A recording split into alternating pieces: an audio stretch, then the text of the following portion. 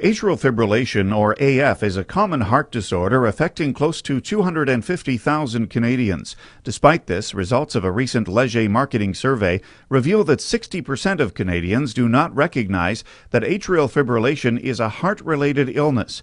Dr. Paul Dorian says we need to raise public awareness about this condition so people understand the risk factors and symptoms. He also says that atrial fibrillation can have serious heart health consequences, the most important of which is stroke. What have we learned from these surveys? Well, we've learned that Canadians know less about atrial fibrillation than we might like them to know, or less than perhaps we thought they know. Atrial fibrillation is a very common heart rhythm disturbance, and this was not recognized by the majority of the respondents. Most of them didn't realize the kinds of symptoms that atrial fibrillation usually causes, and these symptoms are palpitations, an awareness of a rapid, irregular heartbeat, shortness of breath, dizziness, lightheadedness, occasionally even loss of consciousness. And we need to do a much better job of educating the general community and our patients about this disorder. So the earlier we diagnose it, the earlier we can give treatment, and the more strokes we're going to prevent.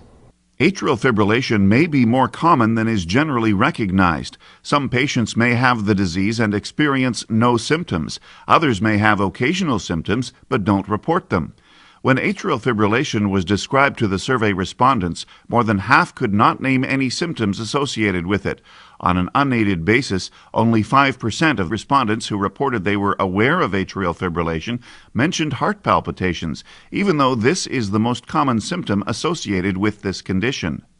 I had never heard of AF before I was diagnosed with it. When you sat there and explained to my kids in particular about what AF was, I tried to explain to them that it was just simply like a car engine that continuously fired out a sequence. And instead of my heartbeat going 1, 2, 3, 4, it would go 1, 4, 2, 3.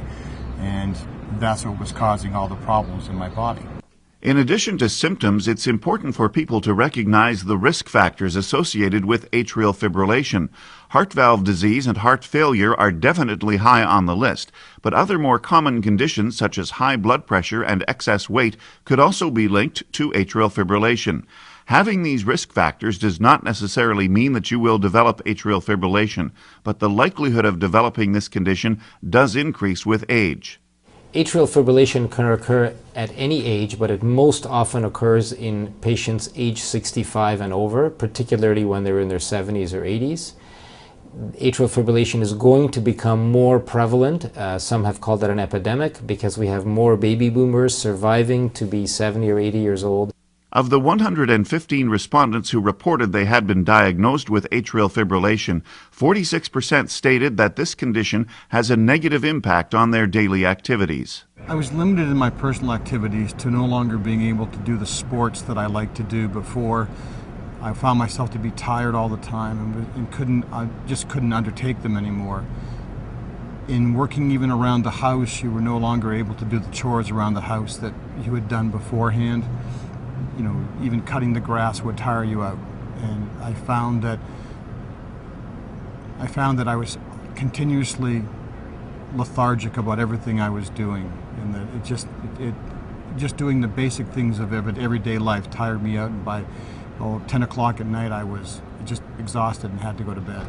After experiencing and understanding what AF is, I realized that I had it previously in my life in small bouts that had come intermittently in and out, not lasting for very long periods of time, but causing chest pains that I was aware of, and I just simply wrote it off to stress. And because it would go away after an hour or two, I didn't think anything of it, and I certainly never reported it to my doctor, which in hindsight, I should have. Atrial fibrillation often can present or can behave as an intermittent problem. So particularly for patients with high blood pressure, and if they're older and are at risk for atrial fibrillation, if they suddenly develop rapid palpitations or other sudden onset of symptoms that last minutes or hours or days and then go away, that is a sign that this could be atrial fibrillation, and they should consult with their doctor.